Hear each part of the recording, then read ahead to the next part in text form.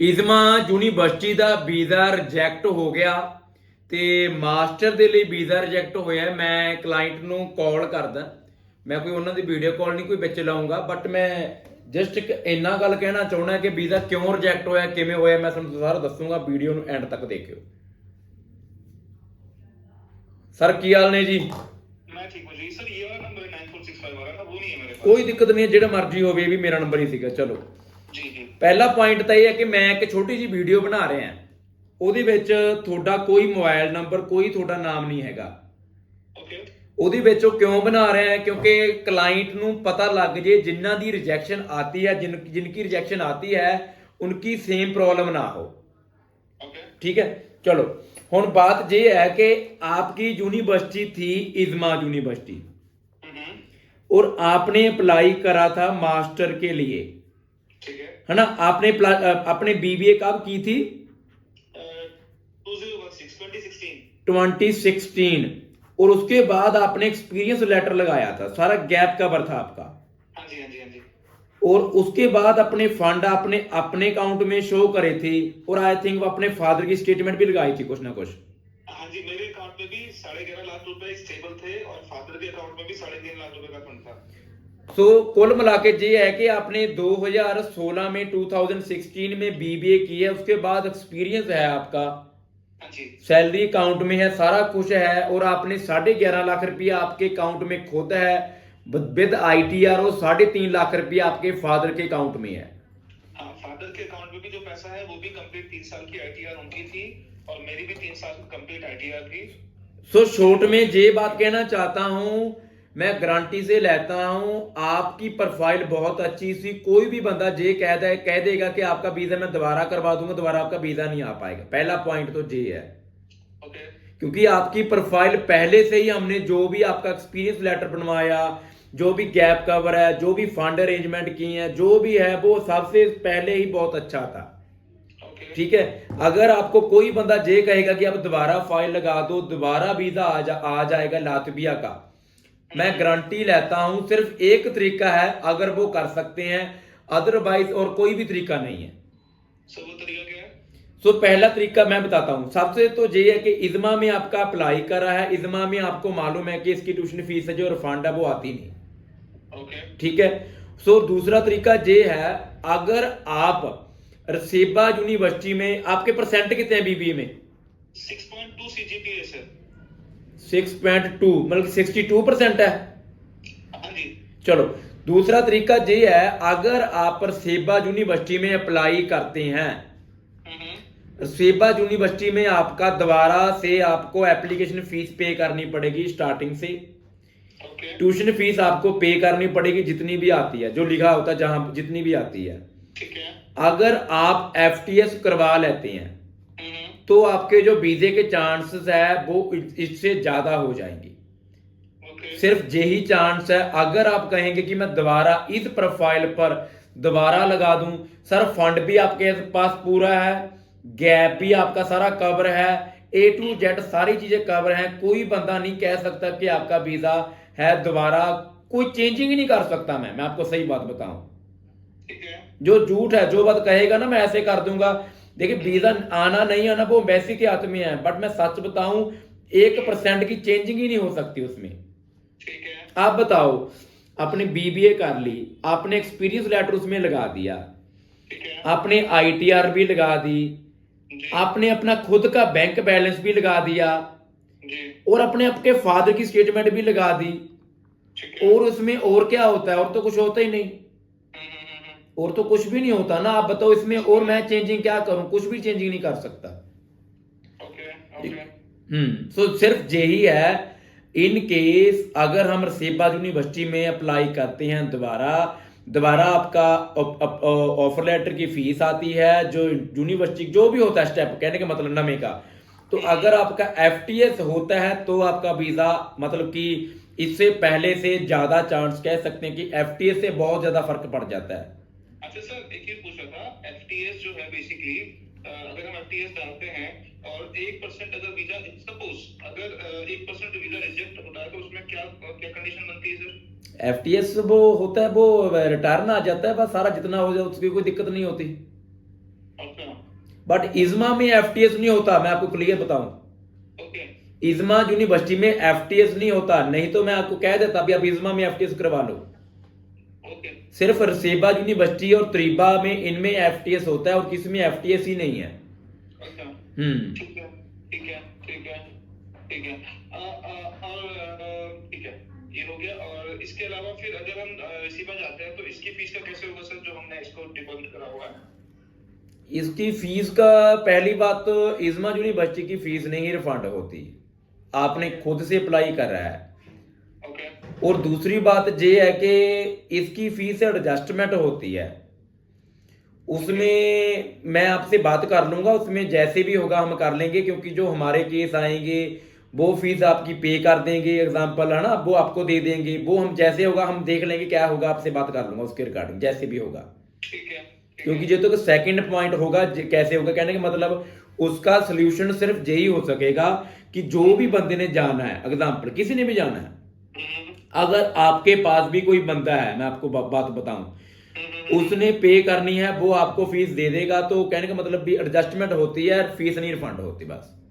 अच्छा हमारे पास मुझे मुझे मुझे बताइए, इसके अलावा let's not talk about Europe, अगर इसके अलावा हम आपके पास और क्या क्या ऑप्शंस हैं और यूरोप से हटके?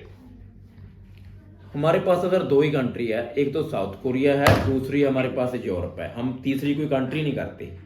अच्छा, ऑस्ट्रेलिया ऑस्ट्रेलिया कुछ नहीं? बिल्कुल भी नहीं करते हम, कोई ऑस्ट्रेलिया, कोई यूके, कोई फलाना, ओनली यूरोप ते साउथ कोरिया, और कुछ भी नहीं करते हम।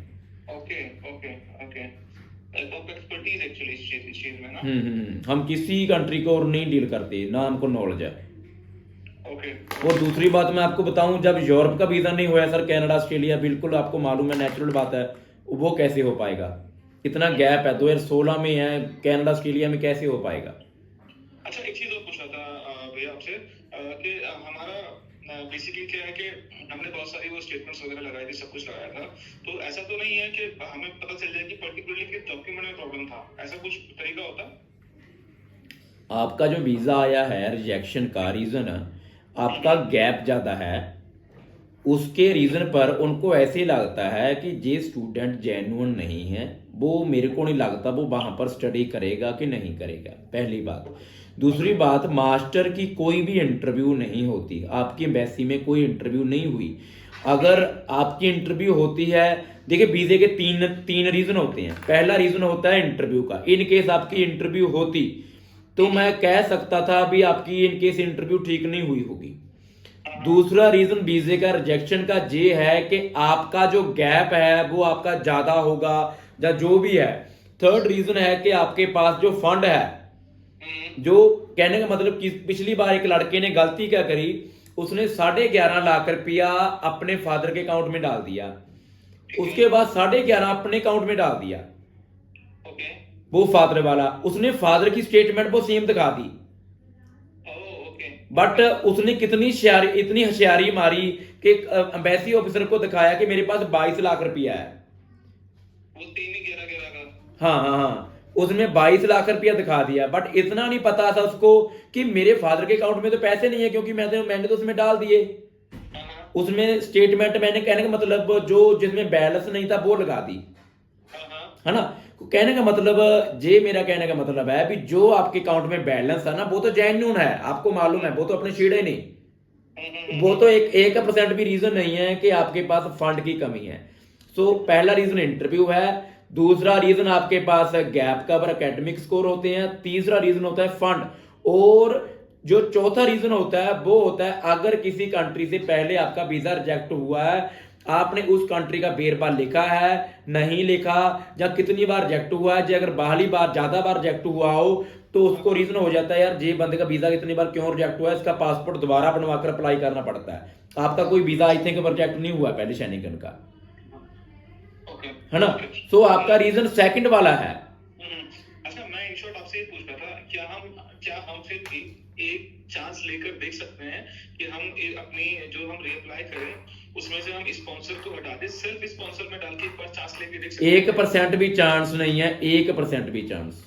ओके, अगर आप कहेंगे बट 1% चांस नहीं है। सेकंड बात ये है, अगर आप दोबारा अप्लाई करेंगे तो हेलो वेरिफिकेशन आपको दोबारा करवानी पड़ेगी, क्योंकि एक बार हेलो वेरिफिकेशन की वैलिडिटी होती है। अच्छा, और इसके अलावा क्या क्या नया कराना पड़ता है भैया? एक एम्बेसी फीस होती है आपकी। ओके। आई थिंक मास्टर की एम्बेसी फीस होती है कि नहीं होती, मेरे को नहीं मालूम। हाँ होती है। अच्छा, होती है, पहले लेते नहीं जो थे। जो जो हम वीएफएस में जमा करते हैं वो। हाँ हाँ हाँ हाँ। हाँ, वीएफएस में तो कैश ही जमा कर दिया था वहाँ पे। कहने का मतलब एक तो जो एम्बेसी फीस है, बीएफएस चार्जेस है, एक तो वो होगा, एक आपका जो होता है हेलो वेरिफिकेशन, उसका खर्चा होगा जितना भी होता है। ठीक है। हाँ, इसके अलावा डमी ममी टिकट ये सब।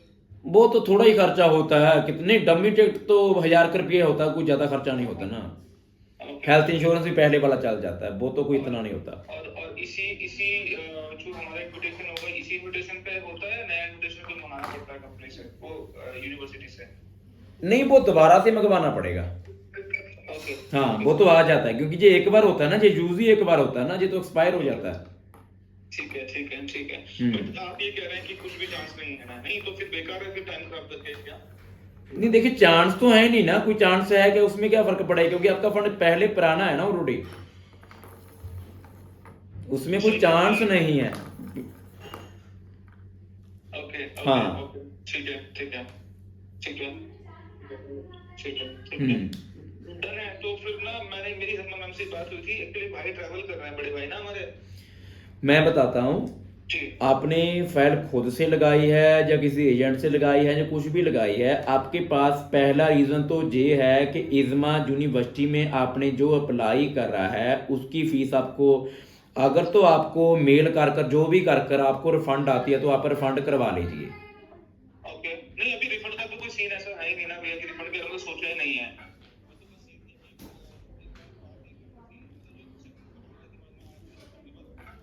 कि आपसे बात करके एक बार ये क्लियर कर लेंगे क्या, जैसे पहले पापा को sponsor नहीं नहीं कराया नहीं था। नहीं नहीं नहीं नहीं, मेरा पॉइंट ये है भी, आपके पास पॉइंट कौन कौन से है।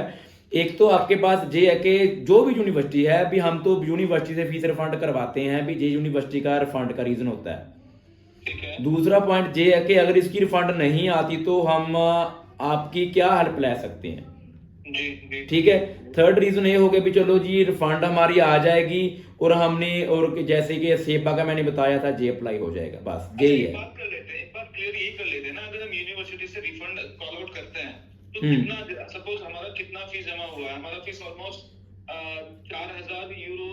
वो जितना भी जमा हुआ है, जितना भी जमा हुआ है उसके बारे में मैं आपसे फोन से बात कर लूंगा भी, कितना हमारा जो भी जैसे होगा। ओके ओके ठीक है, डन है जी, डन डन डन। तो बस वो, अगर वो क्लियर हो जाए कि क्या है, क्या पॉसिबिलिटीज है, क्या है, तो फिर इसको देखते हैं एक बार कैसे करना है। हाँ, मेरे को बता देना आप क्या। यहाँ का तो ऑलमोस्ट रिजेक्ट ही है, ये तो क्लियर ही है कि यहाँ का तो रिजेक्शन ही है।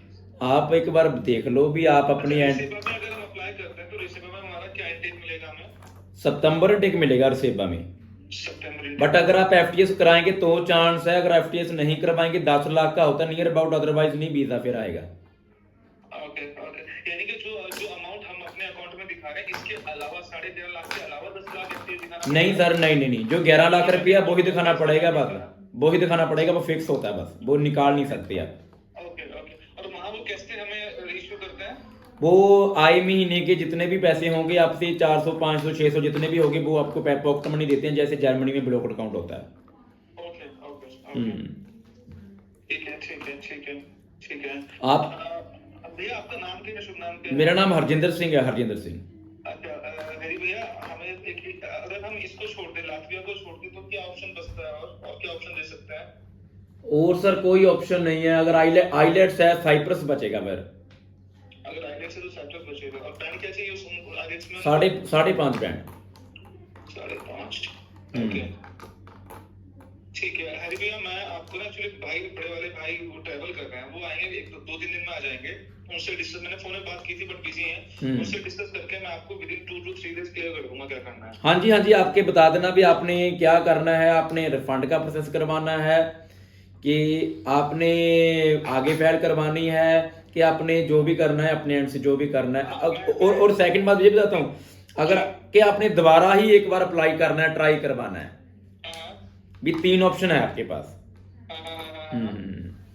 ठीक है ठीक है ठीक है, डन है डन है। तो फिर मैं आपसे, मैं मैं जैसे भैया आएंगे मैं आपको update नहीं करूंगा। जल्दी टाइम लगा रहे आप टाइम ले रहे हैं 3-4 दिन बहुत ज्यादा हैं आप शाम तक या कल तक बताना उनसे बात करके इतना टाइम अगर आप दोबारा अप्लाई करेंगे तो हो नहीं पाएगा फिर ओके ओके ओके तो लेकिन अगर रीअप्लाई करेंगे तो फिर उसमें क्या उसमें कैसे करेंगे हम देख लेंगे जितना होगा हम कोशिश कर सकते हैं ट्राई कर सकते हैं जितना अच्छे से हो सकता है अच्छा ठीक है चलिए जी ठीक है तो फिर मैं कल भाई से बात क्योंकि बात ये है ना आप देखो अगर आपने करना है एग्जाम्पल रिप्लाई चलो मानते हैं अगर आप 4 दिन रोक के अप्लाई करेंगे फिर तो 0% चांस है कि आपका फाइल लग ही नहीं पाएगी तो अगर हम अप्लाई करते भी हैं तो फिर अभी इनविटेशन में आने में तो भी तो टाइम लगेगा फिर भी मार्च तक अपॉइंटमेंट ओपन होती है हाँ मतलब मैं ये कह रहा हूँ कि अगर वो 10-15 दिन में आ जाता है इनविटेशन ना हाँ 10-15 दिन में आ जाता है ओके तो चलिए चलिए मुझे आप कल तक का समय तो हाँ कल तक बताना मेरे को आप जी मैं बता हाँ चलो ठीक है Thank you. ਓਕੇ ਓਕੇ ਇਹ ਜਿਹੜੀ ਮੈਂ ਵੀਡੀਓ ਬਣਾਈ ਹੈ ਨਾ ਇਸ ਦੇ ਵਿੱਚ ਹੁਣ ਮੈਂ ਪੰਜਾਬੀ 'ਚ ਗੱਲ ਕਰੂੰਗਾ ਹੁਣ ਨਹੀਂ ਮੈਂ ਹਿੰਦੀ 'ਚ ਕਰਦਾ ਸੋ ਇਜ਼ਮਾ ਯੂਨੀਵਰਸਿਟੀ ਦੇ ਵਿੱਚ BBA ਕੀਤੀ ਹੈ 2016 ਦੇ ਵਿੱਚ ਉਸ ਤੋਂ ਬਾਅਦ ਗੈਪ ਦੇ ਨਾਲ ਸਾਰਾ ਐਕਸਪੀਰੀਅੰਸ ਲੈਟਰ ਬਣਿਆ ਹੋਇਆ ਸੈਲਰੀ ਸਲਿੱਪ ਦੇ ਨਾਲ ਫੰਡ ਆਪਦੇ ਕੋਲੇ 11-12 ਲੱਖ ਰੁਪਏ ਹੈਗਾ 3-4 ਲੱਖ ਰੁਪਏ ਫਾਦਰ ਦੇ ਅਕਾਊਂਟ ਵਿੱਚ ਹੈ ਸਾਰਾ ਕੁਝ ਆਪਦੀ ITR ਵੀ ਹੈ ਹਨਾ ਦੇਖੋ ਇੰਟਰਵਿਊ ਨਹੀਂ ਹੋਈ ਫਿਰ ਵੀਜ਼ਾ ਕਿਉਂ ਰਿਜੈਕਟ ਹੋ ਸਕਦਾ ਤੁਹਾਡੇ ਸਾਹਮਣੇ ਹੈ ਦੇਖੋ ਆਏ ਵੀ ਵੀਜ਼ੇ ਰਿਜੈਕਟ ਹੋ ਸਕਦੇ ਰੀਜ਼ਨ ਮੈਂ ਦੱਸਤਾ ਵੀ ਫਿਰ ਵੀ ਵੀਜ਼ਾ ਲੈਣਾ ਹੈ FTS ਕਰਾਓ 100% ਫਿਰ ਵੀਜ਼ਾ ਆ ਜਾਊਗਾ ਕਿਸੇ ਨੂੰ ਹੈਲਪ ਚਾਹੀਦੀ ਯਾਰ ਮੈਂ ਬੈਠਾ ਤੁਹਾਡੇ ਸਾਹਮਣੇ ਤੁਹਾਡੇ ਨਾਲ ਸੋ ਮੈਨੂੰ ਕਾਲ ਕਰ ਸਕਦੇ ਹੋ ਕਿਸੇ ਵੀ ਟਾਈਮ 'ਚ ਕਿਸੇ ਨੇ ਵੀ ਕੋਈ ਵੀ ਕਾਉਂਸਲਿੰਗ ਕਰਨੀ ਹੈ ਫ੍ਰੀ ਦੇ ਵਿੱਚ ਕੋਈ ਐਸਾ ਚਾਰਜੇਬਲ ਨਹੀਂ ਹੈ ਕੋਈ ਮੈਂ ਪੈਸੇ ਲੈ ਰਿਹਾ ਬਟ ਕਿਸੇ ਨੇ ਵੀ ਕੋਈ ਕਾਉਂਸਲਿੰਗ ਲੈਣੀ ਹੈ ਤਾਂ ਮੈਨੂੰ ਕਿਸੇ ਵੀ ਟਾਈਮ ਕੰਸਰਨ ਕਰ ਸਕਦਾ ਥੈਂਕ ਯੂ